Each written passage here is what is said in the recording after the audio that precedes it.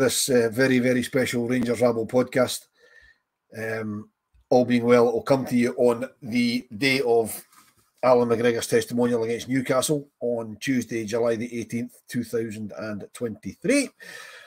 And it's a pod all about the man himself, Mr. Alan McGregor. So hopefully over the course of this recording, I'll have a number of the podders and contributors to the Rabble coming on board with their memories of Alan James McGregor, who was born on January the 31st in 1982, so making him 41 years old, but we all know that.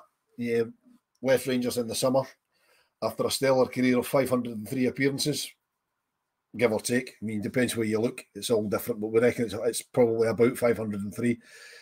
5 league titles, 1 League Cup win, 4 Scottish Cups, which is a wee bit cheeky because he only actually played in one of them and he only played for 2 minutes against Hearts, but he was on the bench for the rest of them, so they count.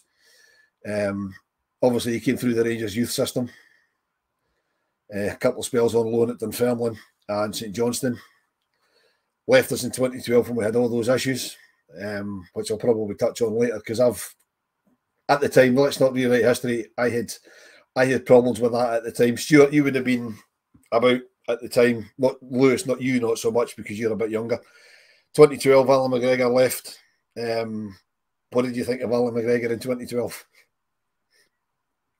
To be honest, Wilf, I didn't have a massive issue with players at the peak of their careers not wanting to go to the third division. I think some players handled it better than others. Some handled it worse than others. I think McGregor was somewhere in the middle in that. He wasn't holding press conferences or anything like that to, kind of stick the boot in even more. But look, like I say, I didn't have a massive issue with it. It was a big ask of players to,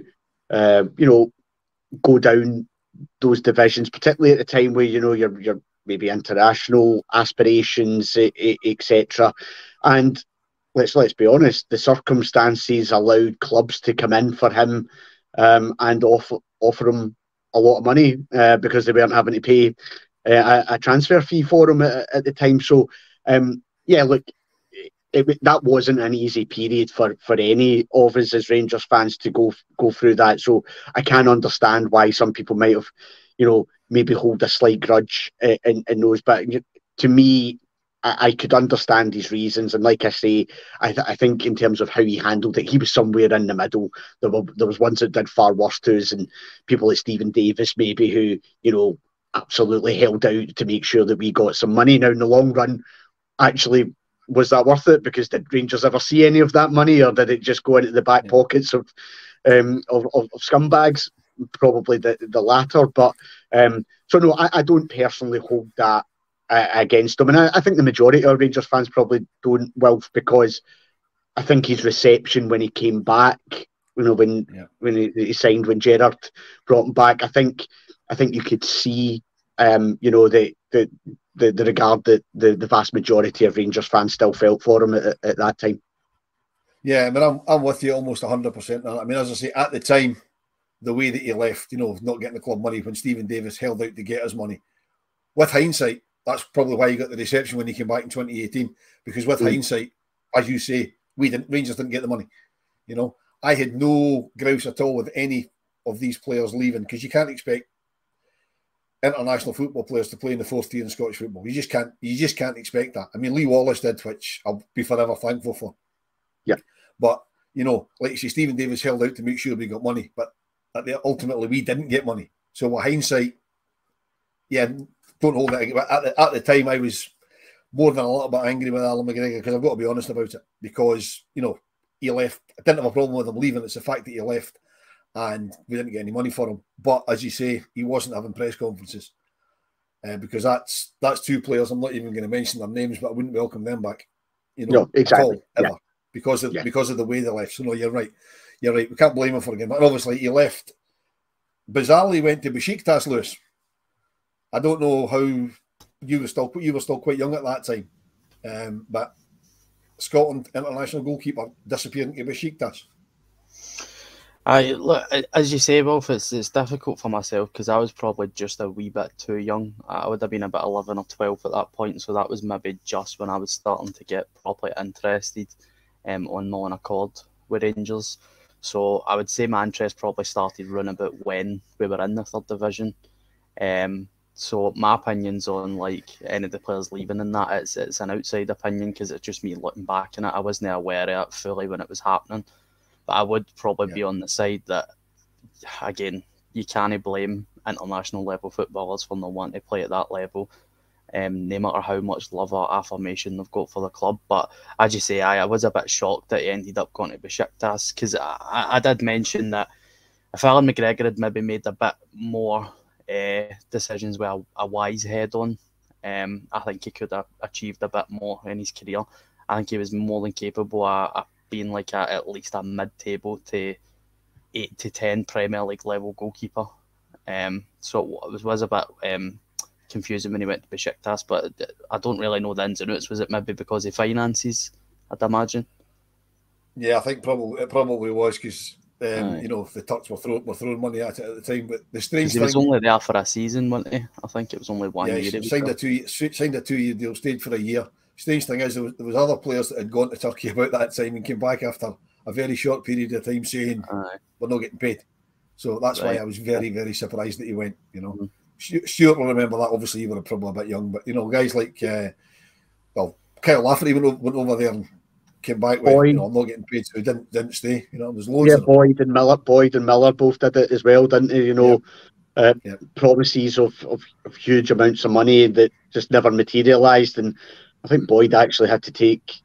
I think it was either UEFA or FIFA. He took his club to because they were just withholding his wages and stuff like that. So yeah, I was as well. There was always kind of that rumours that that these Turkish clubs promised a lot, but then actually never really came through with it. So it was surprising. And as Lewis said, it was maybe more surprising actually. We don't know that. There may well have been interest from down south, and he's maybe made that decision. But he was certainly approaching kind of peak Alan McGregor at that point. We've seen flashes of that later on. So yeah, maybe surprising that he didn't find himself down south earlier than he did. Yeah, absolutely. And obviously, after he came back from Besiktas, he joined Hull City for 5 years and he'd a year out on loan at Cardiff not long before he came back to us. And as Lewis said, Stuart, probably if he hadn't made the decision to go to Besiktas, he probably would have come back to be playing at a higher level than Hull City. Yeah, I mean, again, Hull were one of these kind of strange teams at that point, who managed to get into the Premiership. They were spending a bit of cash at the time, but then became a bit of a kind of joke club, going through managers, on a regular basis, fans falling out with owners, and, things like changing the club crest and all that. It was just one of these, a club that, got to a very, very decent level, but then just fell off a cliff. I get the sense though McGregor did enjoy his time there. That's a lengthy period of time for players to spend at a club these days. You don't get that loyalty so that often. So I do sense that he probably enjoyed it, and I always remember watching it that you got a sense as well from the Hull fans that they really took to him as their goalkeeper. I think he made a very decent impact on them down there, and he was highly thought of. But yeah, I agree with Lewis. Slightly surprised that it was maybe not that he played in the Premiership, but maybe not a slightly higher caliber of club than Hull. Yeah, absolutely. And then obviously, as you say, he went to Cardiff on loan, left Hull in 2018. Lewis came back to us. Now you'd have been more aware of Alan McGregor when he came back to us in 2018 because you would have been out of nappies at that point.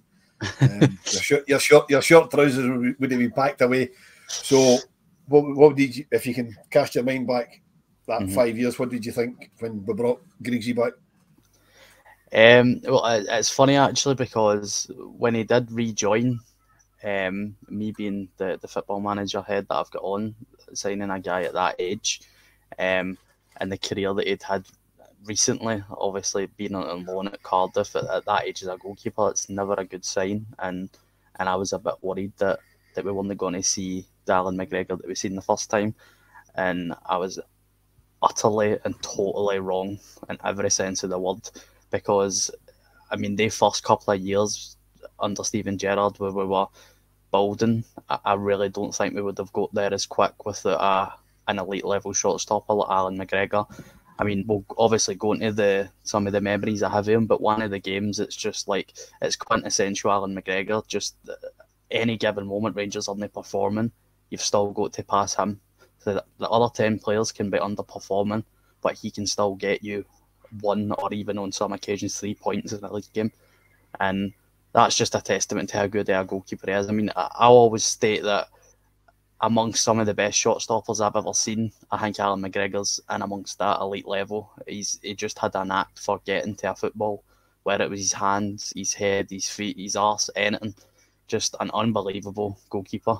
And I was very, very impressed that he was able to come back at that vintage and perform the way he did.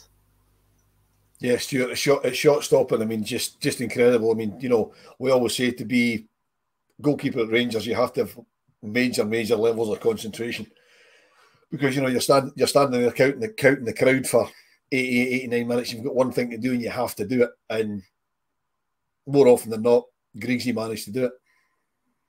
He did, but he did really good grounding, didn't he, Wilf? You know, somebody like Kloss looking after you as a kind of a young kid, and obviously he would, you know, he'd have been in and around the club at the time where, you know, seen Gorhams and etc. But I know him and Kloss did strike up a particularly close kind of bond. So no surprise that he was well schooled in the requirements of being a Rangers goalkeeper. He was obviously a fan as well, so would be aware of, you know, that it's, yeah, he might not be called upon that often, but that's what makes you stand out as a Rangers goalkeeper. You know, we're about to see Jack Butland starting his Rangers career.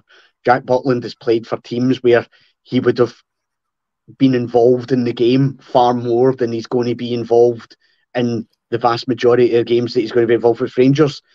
How does Jack Butland deal with that? You know, we're all very hopeful that he'll deal with it well, but it is a different skill set that you've got to have, and it shouldn't be underestimated, that concentration. Anybody who goes to games at Ibrox will see McGregor. He's constantly on the move, constantly stretching, you know, limbering up, keeping himself warmed up. That's what he does, and I think in a way so that then when he is called upon, you know, he's there. That's not just him doing that just for the sake of it. There's reasons why he's doing that, because he knows that there could be that point if we're winning 1-0 and there's a couple of minutes to go. You know, you get nervy. You know, teams sit back and you invite people on, and we've seen him, you know, win us big points over all these years. So yeah, it's an absolute skill set and a mindset that, you know, you need to have to be that Rangers goalkeeper, and he had it in abundance.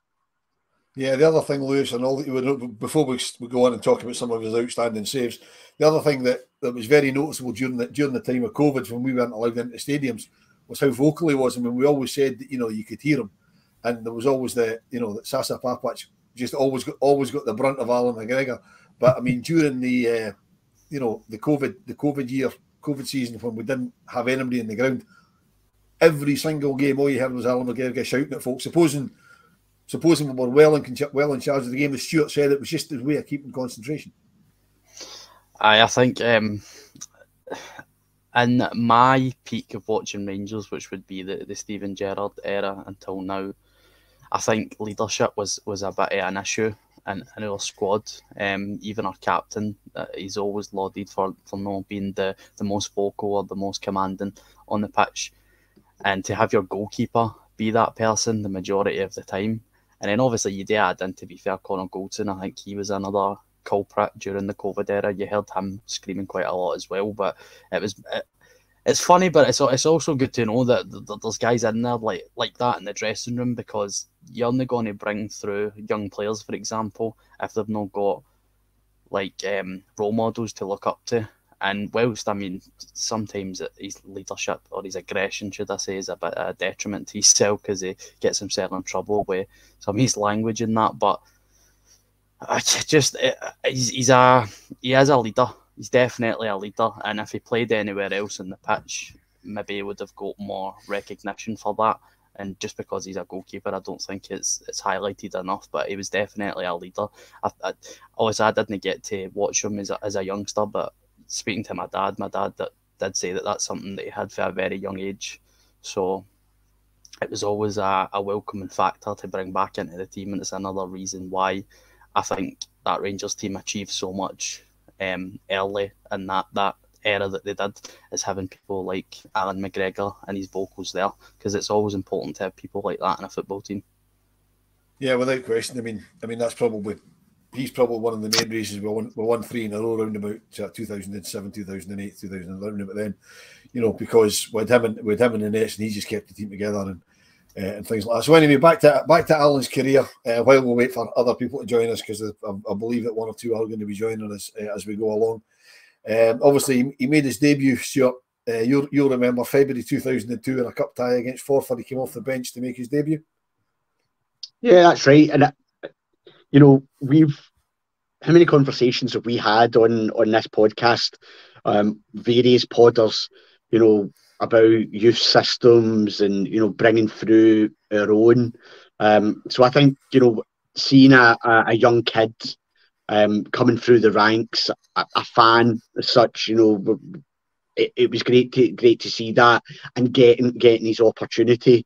You've then you're still unsure at that point. Is this? I don't know if anybody could have absolutely 100% said that he would go on to have the career he would have and have 2 spells with us, make that number of many appearances. But there is something special about seeing somebody coming through your ranks, all the way right through, and being a fan of the club themselves, making a debut. That's the dream that we all would have wanted to have had, if we'd had the ability to do that. So seeing someone else do it, I think that's great. And I still think, that still applies even now, when we get players doing that. So yeah, it was a promising one. I suppose what you were thinking at that point was, well, how does he make that breakthrough? He had top class goalkeepers at that time, and Rangers were still spending money at that point. So you were always just that wee bit of doubt whether or not would he be able to oust them. But yeah, obviously a huge moment for him and his family, and something I'm sure he was extremely proud of. Yeah, I mean, Lewis, Stuart has a good point there. And I know it's slightly before your time, but I would imagine you'd have an opinion on it. I mean, in the 2002 to 2003 season, he was an unused sub in every single game. And then in 2005, Claus got injured, and he started the season, and then we brought in Ronald Waterhouse, and he got dropped to the bench again. But he still stuck around, and he knew, he knew that when the first choice keeper came back, he wasn't coming back in. But I mean, that's a mark of the man and how much he cares for the club, that he was quite happy to stick around. Definitely. I mean, in terms of his mental fortitude to maybe have that much rejection and still have the desire to stay and hope that he's going to become Rangers #1. I mean, even if you look at the most recent example where Robbie McCrory, we're hearing reports that, in fairness to him, he wants to go and try his hand somewhere else and become #1.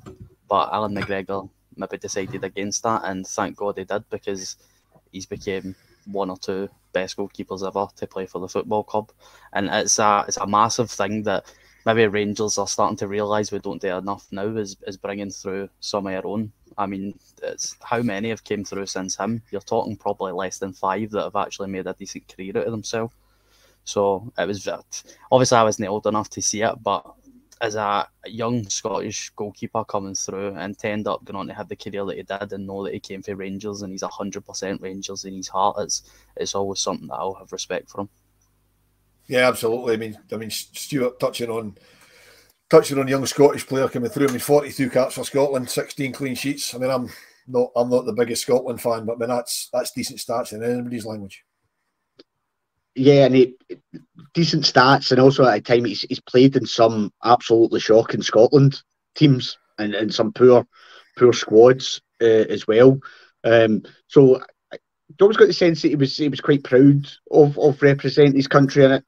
Important. Well, I wanted to kind of talk about maybe just a wee bit about, we'll talk about saves and big moments and stuff like that, but maybe a side to McGregor that maybe doesn't get mentioned enough is the mentality of him in terms of what he's been through. I think people see him as this character that when he very rarely gave an interview, you got the 3-word answers, and even at the end, his last ever one, what's your plans? Well, I'm going for a shower. That kind of. I think people see that. What they don't see is clearly a guy who obviously had skills, but was absolutely dedicated to his profession. You don't play to that age, play that number of games if you're not absolutely dedicated to what you do, how you look after yourself, etc. And he has had some setbacks. So you talk there about the fact he finally gets his chance, and then we bring in another goalie. Waterhouse comes in. So he's had that kind of setback. We then get a new manager comes in, and Le Guen decides, well, no, I want to bring in my own man. So again, he might have thought, well, I'm going to get a chance here. It didn't materialise. Quickly, Letizia became a bit of a bomb scare, and then he's undroppable. And when you think things about, touched on Scotland there, that whole Scotland fiasco that him and Ferguson got themselves involved in, Ferguson, by all accounts, was given a warning by David Murray when he was part of Le Guen's downfall. So I have to say, that's your one go. Any more nonsense from you, you're out. He then did the Scotland thing, and true to form, he was gone. McGregor would have probably got the same warning when that Scotland thing, but he heeded that warning. And from then, you didn't ever really hear of anything. So I think there's more to him than just this outstanding shot stopper. I think there is an absolutely dedicated professional. And, we talked about him having to leave. I think we would probably be looking, if 2012 didn't happen, I'm of the opinion that Alan McGregor probably supersedes John Gregg in the most appearances for Rangers, because I don't think he would want to have left. This was his home, stuff like that. So he's unfortunate, but I'm so glad he managed to get that chance to come back and pick up more winners' medals. And again, for fans Lewis's age, Robert's just joined us, to maybe see him again, what a top quality keeper he was and how important he was. I just wanted to make that point. I think there's more to Alan McGregor than we probably get to witness and see. And I think Michael Beale's past comment before, he was the first in to training every morning. He was there before even the manager. He was in that building going through his routine. And what a way for somebody like a Robbie McCrory. Now, he might go elsewhere, but what a grounding he's gave somebody to say, that's the standards. If you want to make it to the top, that's what you've got to do. You've got to dedicate yourself. Say, this is what I need to follow to make sure that come 3 p.m. on a Saturday, I'm absolutely at my best so that I can pull off those saves and win Rangers points and win Rangers trophies. Yep. We've just been joined by Robert and by Stuger. Hi guys, how we doing?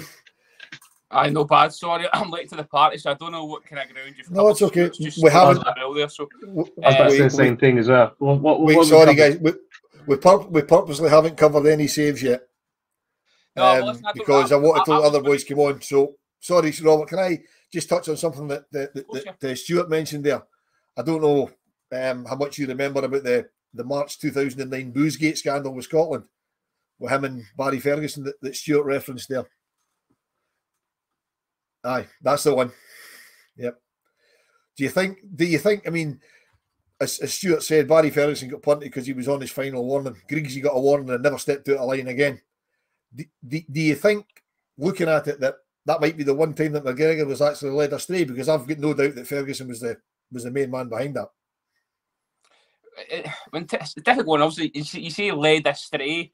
Maybe influenced by a player with a little bit more experience at the time.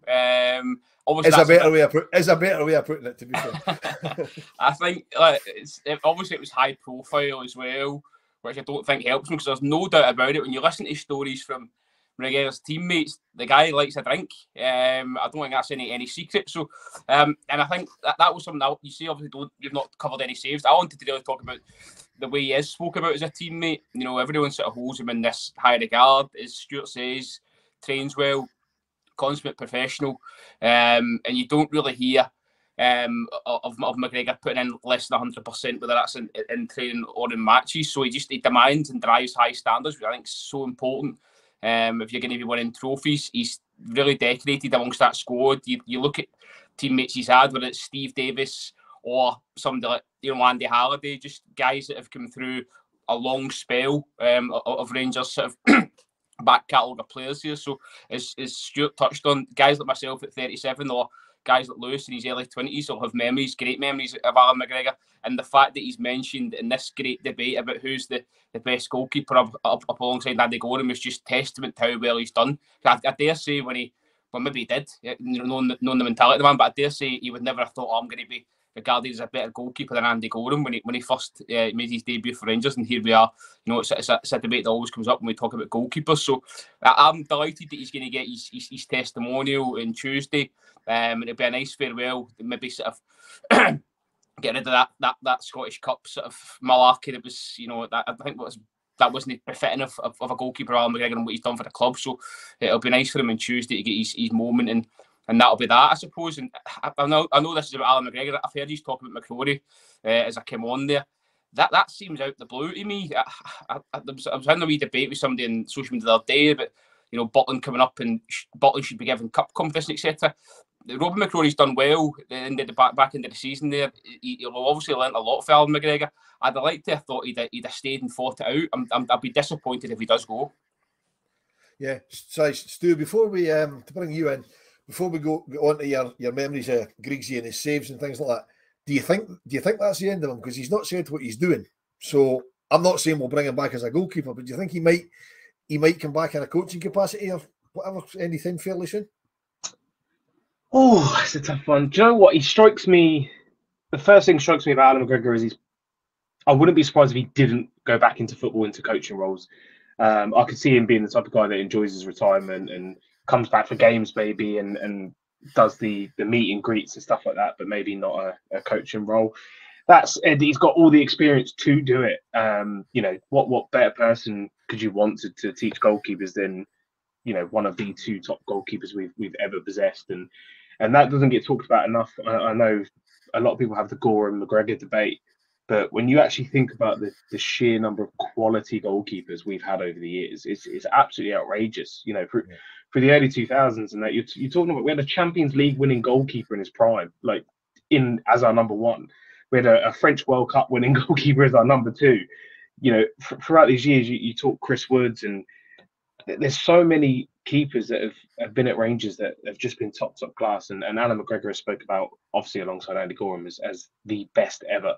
And that's no sort of, excuse me, that's no mean feat, because, to be the best in class at what you're doing is in the position that you can only be one in. Do you know what I mean? You can't really, centre backs you can have two, and strikers you can have two or three that are going to rotate out. Your goalkeeper, you don't really rotate him out, maybe cup games every now and then. He has to be that number one, and he has that thing which I've mentioned on pods plenty of times before, that the thing that separates top quality goalkeepers from just other goalkeepers that can make loads of saves is concentration, because you cannot go to top clubs and just be a keeper that is a shot stopper. You can't do it, because you won't have to face 6, 7, 8, 9, 10 shots a game. You have to face one, and you have to save that shot. And Alan McGregor proved time and time again he can have nothing to do and then come up with an absolute world-class save out of nowhere. And not a lot of keepers, we talk about so many good goalkeepers that play all over the world in all the top leagues, that are playing at the lower down clubs, that are making top saves week in, week out. But if you put them in a big club like Rangers, or you put them up the leagues in their own country, they wouldn't be able to do it after them, because it's a completely different kettle of fish when you're playing at the top level for a top club in front of 50,000 fans for Rangers, but however many fans. And McGregor's always been able to do that. And not to mention his sort of, I didn't want to really touch on the saves, because obviously you might be saving them for a couple of the other guys coming on later. But if we just touch on his sort of knack for saving penalties over the years, I've never known another keeper that could save penalties like Alan McGregor. I was always sort of, if you get a penalty against you, it feels like we're going to concede a goal here. But with McGregor, I always sort of felt we were 60-40 going to save it. Do you know what I mean? Like, he just had that aura about him in goal, and the timing of the penalties. The Red Star Belgrade penalty saves, which was a huge moment in that game. You go further back, the Celtic penalty from Samaras that pretty much won us the league that season. There was so many, and I always felt confident with him in goal, and obviously a more recent Celtic one as well, where they get that sort of dodgy penalty, and then there's the one Willie Collum he couldn't wait to point to the spot. I think it was Katic or someone like that to give it away, and McGregor saved that one as well. He was just, he's going to be someone that, as good as Butland is, and I'm really excited for Butland, it's massive shoes to fill, and I hope that Butland can step up to it, because it's easy for that sort of position to pass someone by just because of the sheer, aura of a man that's left that role, and now you've got to come in and take over. Yeah, I think you've been reading my notes, because every save you mentioned there I've got written down here. Sorry, mate. So anyway, I was going to go to Scott Curtis to pick up on the memories of McGregor saves. We've just been joined by Brian, and I know Brian's taking time out of work to join us. So Brian, your memories, give us a couple of your memorable saves from Allan McGregor. Well, which ones can you start? I mean, the one for me that always sticks out is recently was the one at home to Celtic, where he got like a fingernail to it, and I think he actually was trying to claim it. He didn't touch it, and it hit the post and went by. And he was just he was almost like the classic big game player, where you knew, I think as Stu just said there, he was going to come up with things, and you knew he was going to save you so many points a season. And that one against Celtic, as I say, the one that skiffed by he was trying. He had the cheek to try and claim that he actually didn't touch it and it hit the post, But his berating of the defenders, he just would not. I mean, there was a game against Hamilton, I remember, he let in a goal, and he just let rip at the defence, and he just didn't stand for any nonsense. And it was that sort of desire and the want to not even if the team was 5-6-0 up, he didn't want to concede a goal, and he was just hell-bent on not happening. So it was just that sort of desire to win, and he was just such a big game player. Yeah, he certainly was. So go on, before you have to go back and do what you need to do, go and give us another big save from Griggsy. Obviously that save from Griffiths was someone else. Most memorable because, as you say, he tried to say, no, ref, I didn't get a touch on that. Whereas any other goalkeeper would be going, look at the save I've just made. Look how good I am. You know what I mean? Yeah. I mean, the other one that springs to mind is the old Samaras penalty. That was a big, massive sort of moment in the league as well. And I think, as Stu said, when McGregor faced a penalty, you almost gave him the sort of 60-40 against in his favour, because he was so good at penalties. He's probably one of the best goalkeepers I've ever seen, like confidence-wise, and actually, I can't remember what his save ratio is, but I imagine it's very good. And that penalty save against Samaras, it was just phenomenal. I mean, that wasn't even a penalty anyway, but that was a marvellous save, and it was just one of those ones you knew he was going to save, but he dived. I think he dove to his left. So yeah, it was a great save, and that was a massive moment in the league. Yeah, Scott Kerry, when he dives to his left, he also dives to his right, and we won't see what else he does. So thanks to Scott for joining us as well. Your memories of Mr. McGregor? Just being safe, Will. For every game he went to, found in the goals, you were always confident we were going to get something for the game. You knew he was behind the defence, and The defence heard them. We heard them, but you knew he was always pull off the saves. His reactions were amazing at times, and especially short stopping. But close in, I mean, the header for Samaras close in. I think it was at Ibrox. They pulled off the save, and I think he done similar against Motherwell the third part. But some of the saves he pulled off at Tynecastle. I mean, watch them there, and even up at Tawdry, some of the saves he pulled off up there. You were always rallying in goals. Rangers went to away grounds. Some of the times were under the cosh, but you were always confident they're only going to concede just because the goalkeeper. I was fortunate enough, like Stuart said, to come to him. I remember big Peter McCloy when I started going, and then we had other guys, and Chris Woods came into the frame, and Chris, I think it was a record at the time how many clean sheets he had in a row, and you thought, how are we going to replace him? And then Andy Gorham appeared in, and then obviously we went through Stephen Kloss, but Alan McGregor came in after being out on loan. A few teams came in, and he made the spot his own. At the time, I think we were looking for our keepers, but Alan made the spot his own, and obviously left us through circumstances. When he came back, it's probably one of Steven Gerrard's best signings, bringing Alan back, and he's just that good. Ball, he's a total professional. He's not getting arrogance about him because he knows that's his job. As you can hear him saying, I just dive to the left and I save it or whatever. He doesn't make any bones about it, but you're always confident with him in goals no matter how he played. It just made you feel safe. And then how many points he saved as a season was phenomenal. Him and Gorham, but you talk about Andy Gorham, but McGregor deserves to be in that conversation now just because of what he's done over the years. He's been with us the two spells. He's just a goalkeeper you can't forget, and he'll always be a legend at the club. Yeah, he does deserve to be in that conversation, but it's not a conversation we're having today because this is all about Alan McGregor, not the debate about who's the best. Yeah, so as you say, Scott, he became a regular. 2006, he became a regular after Letizia dropped the ball once too often. Yep. So being of a similar age to myself, you'll remember the European game against Hapoel Tel Aviv when Mr. McGregor received his red card. Briefly, well, if I'm not getting as good a memory as you. I don't remember things unless I can look back now, but I remember a lot of games he's played, but you can obviously go over that with me because I can remember the game, I can't actually remember what happened.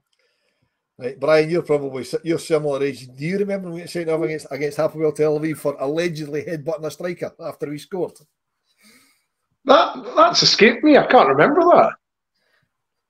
To be fair, I didn't remember either. I was having a wee look into his stats, and there's not even any coverage of it. We scored, and the referee turned around and sent him off because he reckons he headbutted one of the Hapoel players, but the TV cameras didn't pick it up. And that was one of only 2 red cards that Alan McGregor ever got for Rangers. And Stuart's about to tell me the other red card that he got, because you'll remember that. The other red card, was that not against Hearts more recently? Was yes, that, or was that a red? That or Hibs was it? Yeah, that's right. Okay.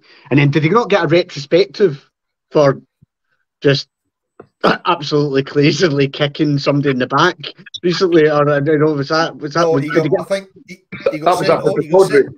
he got sent off for kicking the Hibs player in the back. Right. Yeah.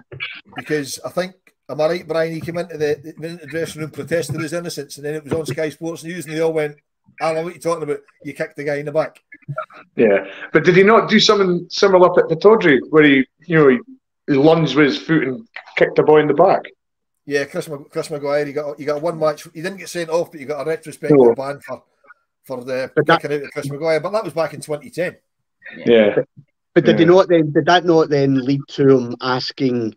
Because there was obviously a huge kind of social media outrage and pressure get built, and he ended up getting a ban. And I think McGregor behind the scenes kind of started to ask, well, how do you contact this compliance officer? And what he then did is he just watched the highlights of every other Premiership game from then on till the end of the season and just bombarded the compliance officer saying, well, that's got to be a retrospective ban then, because that's what you've done to me. To I think the extent that the compliance officer on the SPFL had to contact Rangers to say, would you please ask Alan McGregor to stop messaging us when he's watching Sports Scene overnight? But that's the sort of character he was, wasn't it? Because I think deep down he knows he probably did wrong, but he hated where he felt there was an injustice. Do you remember a game at Pittodrie where he's ran from his goal, and I think this was during COVID times, and where you could hear quite clearly on the mic him asking, "Where's your consistency? I've been done for something similar. He's just done that there. Where's the consistency?" And that's again, look, that's a winning mentality, isn't it? People do it in different ways. That was the way that what he brought to him. He was very vocal. Sometimes I wish your captain was a bit more in the referee's ear, but you knew you had McGregor who would be doing that. And even that last game against Hearts, he got booked. He got booked in an absolutely meaningless game because he had a go at the ref because he was appalled at one of their decisions. But he just couldn't change. Yeah, Lewis, the other things he always tended to get a lot of bookings for was running the clock down, shall we say. I don't like using time wasting, but running the clock down, and I don't think there was anybody better at it. No, I think it's safe to say he was definitely a master at time wasting. And it's quite a rare skill for a goalkeeper to have nowadays. You see a lot of goalkeepers getting a bit nervy and a bit panicky as the game goes into the dying minutes, and they're even just giving a pass, and the closest defender's about 20 metres away, and they somehow still deck it out of their own feet. But Alan McGregor certainly wasn't that.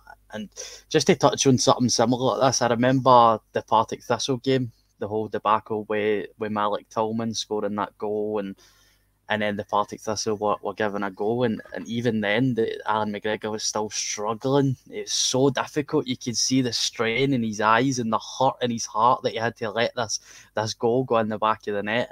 And that's just, again, a testament to the type of goalkeeper he is. I mean, you talk about strikers that love to score goals. Alan McGregor was that for the opposite. He just loved to save goals, and any time he seen a goal go past him into the back of the net, I think it caused him a large portion of depression. Yeah, I think it did, Brian. I mean, that Partick Thistle, well, I actually thought he was going to stop the guy from putting it in the net, which would have gone against everything the manager had said for him to do. Yeah, I mean, as Lewis was just saying, that was, you could just see you almost see the veins in his neck bulging because he was so hacked off of having to let that happen. But yeah, as the guy says, he just was so determined not to let a goal in. Didn't matter what the scoreline was. And the other one I remember, he was up. I think it was up at Pittodrie where the big striker clattered into I think it was the fullback, and you could hear McGregor audibly saying, in a polite way, "What on earth do you think? That boy's just assault. That's assault." And he was going at the referee because he thought it was a red card, and I think the boy Curtis Main only got a yellow that day. And he absolutely flattened the fullback, and McGregor was just like, as I say, a polite way, how's that not a red? And a few other expletives were coming out as well, but yeah, he wasn't shy, and the referees must have just sort of cringed whenever they made a decision near him or against him or against the Rangers defence, because they knew they were going to get an earful from him. Yeah, Stuart, if we go back to some of his moments, we go back to 2008, see, it would be a bit of a colourful year for Allan, shall we say, because he had that save in Bremen that everybody talks about, which is probably the best save I've ever seen in my life. I mean, that's to me, that's up there with Gorham's save from Van Hooydonk. You know what I mean? Okay, that was point blank Gorham and Van Hooydonk, but that Werder Bremen thing was in all day long, and for somehow Griggsy managed to get a hand on it. I mean, he kept us in Europe single-handedly that night. He did. It's a wonder save. I think actually he bettered it. In his second spell, I think his save in Prague is up there as probably the best save I've ever seen. The reaction actually on both occasions to those saves is almost this kind of silence or kind of disbelief about what's happening. Why is the ball not in the net? How's he managed to do that? 2008. I mean, I think you touched. I mean, he had penalty shootout after penalty shootout. That Rangers seemed to go throughout that season. There wasn't just that save, but yeah, I mean, it's an iconic Rangers moment, isn't it? I think if you talk about Rangers goalkeepers and great goalkeeping saves, Werder Bremen will always be up there now. Is one of the first things that fans think about, and it's his understated way of dealing with it. You know, it was just back to wanting to, right, we need to go on with the game. There's no, I don't want any plaudits or anything like that. Just let's go on with it. So yeah, up until that point, I would say, yeah, that's the closest I've seen to rival Gorham's against Fine Hoddock.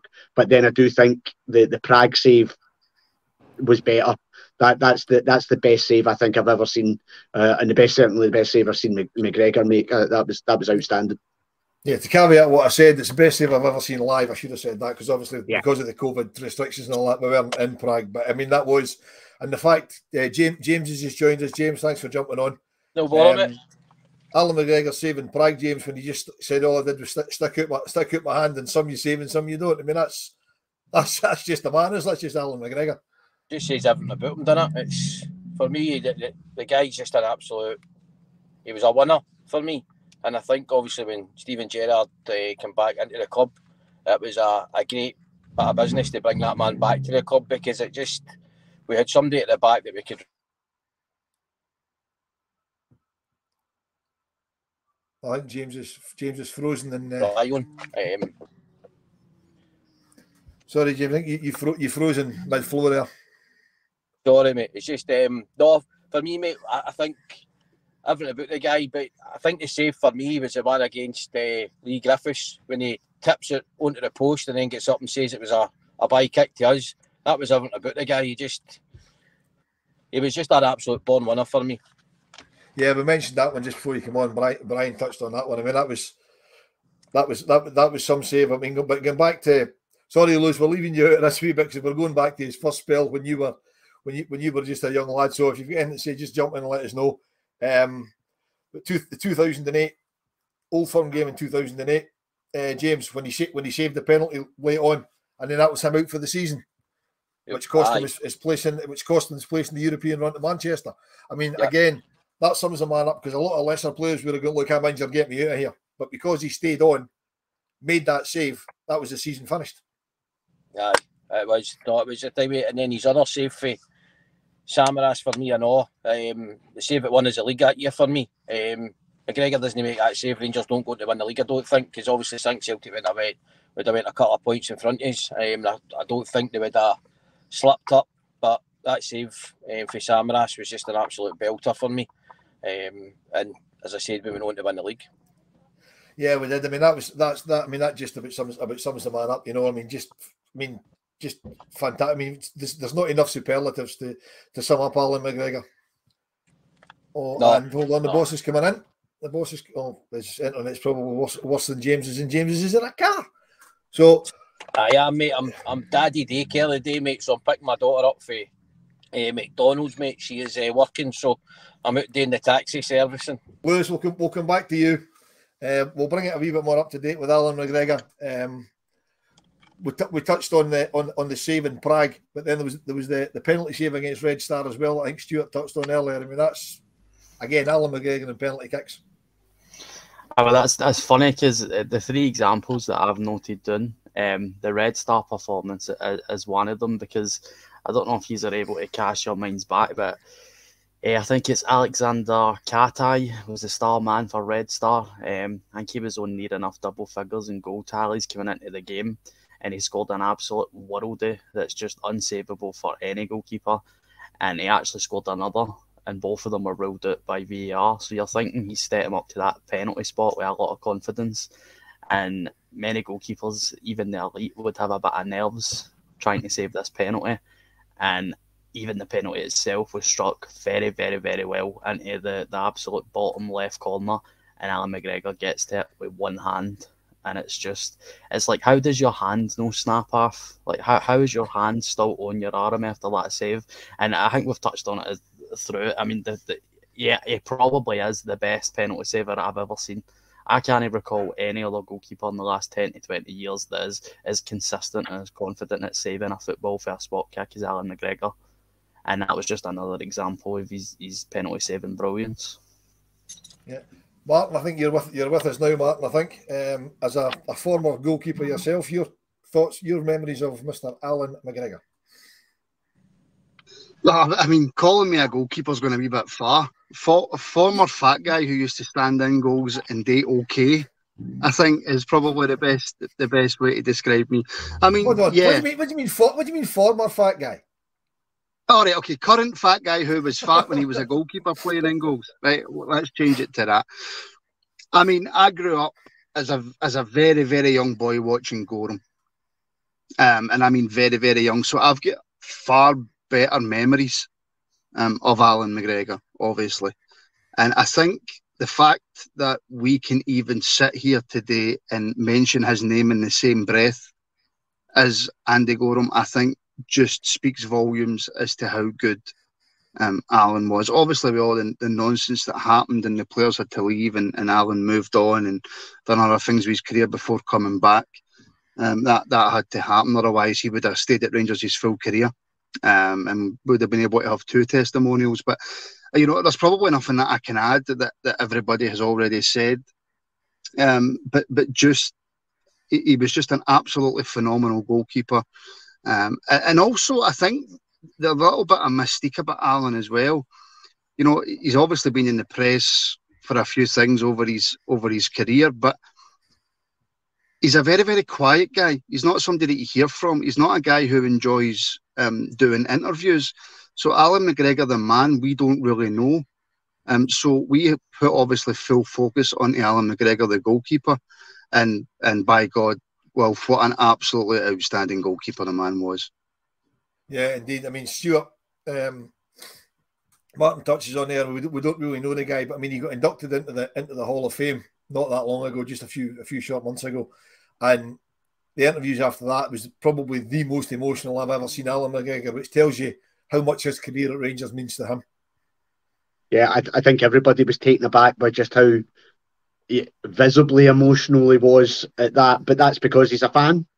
You know, he's lived the dream. As I said earlier, it's what we would all have loved to have done, is pull on that jersey, whether that's an outfield jersey or a goalkeeping jersey. We would have all have loved to have done it. He did it, and to then get that honour, to then have your name put on that marble staircase for forevermore.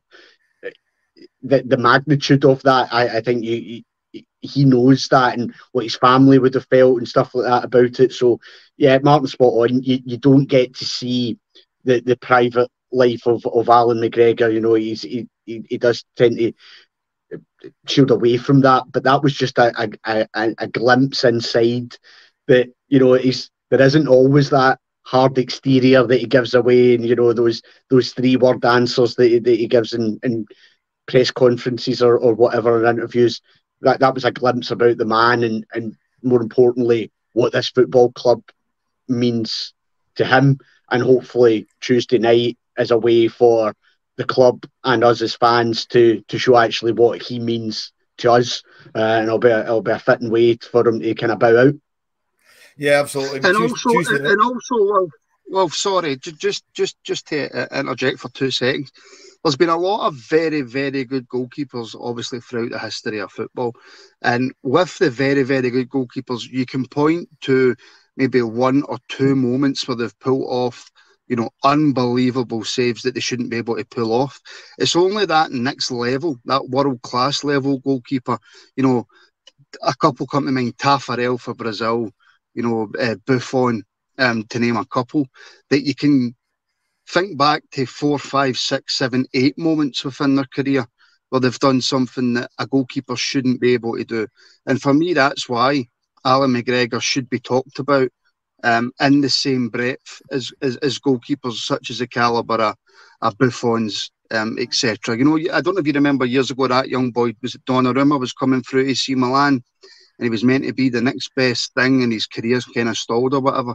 But the goalkeepers at the top level pull off saves more often than not that they shouldn't be able to. And for me, Alan McGregor is in that conversation.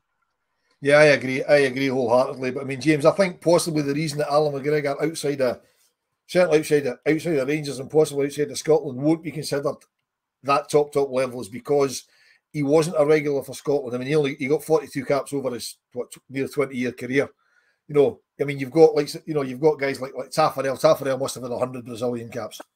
You know, you've got Peter Shilton that got 126 caps. He's classed as a superstar goalkeeper over the years. I think McGregor on an international front won't be remembered as good as he actually is because his international career wasn't all it should have been.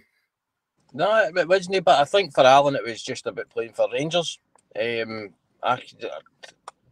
just one of the things, mate, that Scotland's a weird country, but for me, 100%, it's if you seem to play for Rangers, mate, I can go back to John Brown getting games for Scotland at the time when he was playing in the Champions League, and it was just that, I don't know, mate, it's just, I think in this country, if you play for Rangers, you're not really highly rated within the Scotland setup, but that's just my opinion.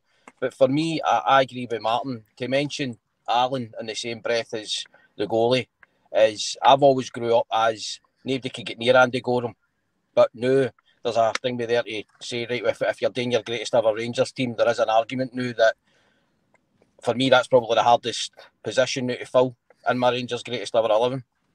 Yeah, absolutely. I think 100%. he does. I think he does. Well, sorry, I think he does get into that conversation across Europe, and playing for Scotland, nobody in that Scotland team gets into any kind of conversation because Scotland have done nothing for the best part of 20, 30 years. But Alan McGregor didn't just make those incredible saves and have incredible performances in Scotland. He recreated that in Europe, and he had some of the best saves I've ever seen whilst playing in Europe. And for me, if you're doing that, and whether it's the UEFA Cup or the Champions League, for me, you get looked at better than what you would do if you pulled off those saves for Scotland. Yeah, you're probably right. Anyway, I think that's probably a good place to leave it. I know we've got, what to me, even just from a podcast point of view, sums up how highly Alan McGregor's thought of over the course of this near hour recording. We've had 8 of us on here. We can never get 8 guys in one place at one time, right? And we've also by the way, I'm stuck in a car. I'm stuck in a roasting hot car in East Kilbride with absolutely terrible internet. So yeah, that goes to show you just how important Alan McGregor was to me. Yeah, and we've also got Ian, who sadly couldn't join us, but he has recorded a piece which Martin's going to stick on to the end of this.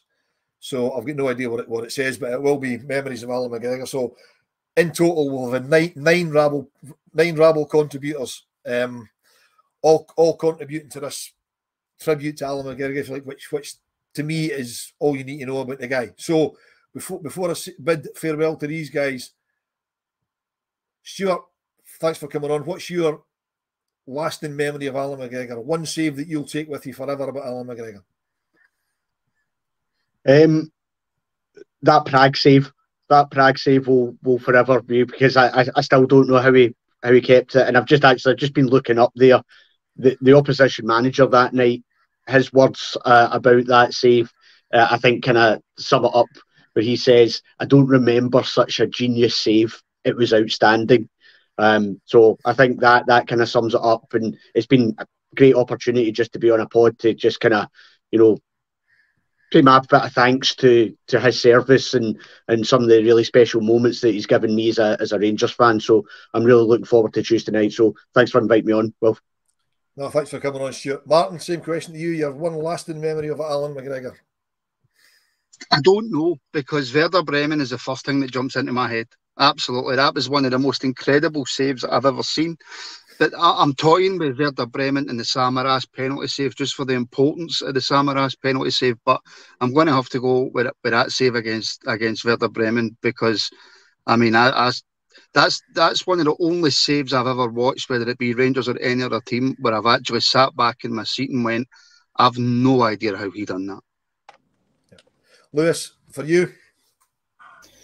Well, the two obvious ones have probably been took, so I'll go for the penalty. You can go the same if that's the one that. No, it's all right. It's all right. I'll go for the penalty save in 2019 at Parkhead in Ryan Christie. Whilst that's maybe no high up in the level of his quality saves, I think if you look back and try and understand what a moment that was, unlike yourselves, beating Celtic at Parkhead was something that I'd only ever seen once in my life before that, and beating Celtic in general was very rare at that time, and that was the first that was like the pendulum swinging for us to go on in 155, and Alan McGregor was at the heart of that, just like he has been for any sort of recent success in the last 20 years, and he is the greatest of all time for me, mostly because I wasn't lucky enough to see Andy Gorham, but he's definitely in the conversation. Brilliant. Brian, who said he could give us 5 minutes, has been here for about half an hour, which I really appreciate. I know. No, for me, it's definitely the penalty save against Samaras. I mean, the importance of that moment was huge. A superb save. And as Stuart just said earlier, I'm so glad I'm going on Tuesday night to the game against Newcastle. A fitting tribute to a game for Alan McGregor, you know, a class team, Newcastle coming up. So their fans will be in good voice. It should be a good night. So yeah, looking forward to Tuesday and give him a great send off. Yeah, and James, the fact that we've sold out a testimonial for a guy in the middle of the Glasgow Fair fortnight and during the summer says it all about Alan McGregor. So your one lasting memory, your number one save for Alan McGregor. Well, Brian just stole my thunder there, mate, with Samaras penalty. So cheers, Brian. For me, mate, I've got to say the Lee Griffiths, just because of it. He touches it onto the post and then he's shouting it's a goal kick. That for me was just brilliant for him. So that'll be my lasting memory for him. But it will be very, very fit, man, to give the guy a good send off on Tuesday night. So I'll definitely be there myself, mate. So I can't wait, mate, to give the guy a great send off. Brilliant. Once again, thanks to all the guys for coming on. My lasting memory has got to be the Werder Bremen save, because I was lucky enough to be in Germany that night, and I think it's the only time we've spent the rest of the game looking at each other in a ground going, "Did you see that? Did he actually save that? Did you actually see that?" You know, I mean, it's just something that you don't get that often, you know. And for me, the Werder Bremen save, but there is so many. But that sums up Alan McGregor. There's so many. As Martin said just a minute ago, you know, most goalkeepers you can point one or two big saves. I mean, they go on about, you know, Gordon Banks' save from Pelé being the best save ever. The only Gordon Banks save you ever talk about. We've just sat here for an hour talking about Alan McGregor. We've brought up 6, 7, 8 or 9 different saves over a 15-year period, you know, which sums up Alan McGregor. So hopefully this should be out on, as I say, should be out on Tuesday. Thanks to all the guys for joining me. Hopefully Griggsy gets the night that he deserves on Tuesday night. I'm absolutely ecstatic. I'll be there as well. My daughter's gutted she can't be there because she's currently working in Camp America and she loves Griggsy to bits. But I know she'll be shedding a tear watching it over America on Rangers TV. So once again, lads, thanks very much for indulging me on this one, and we'll speak to you all again very soon.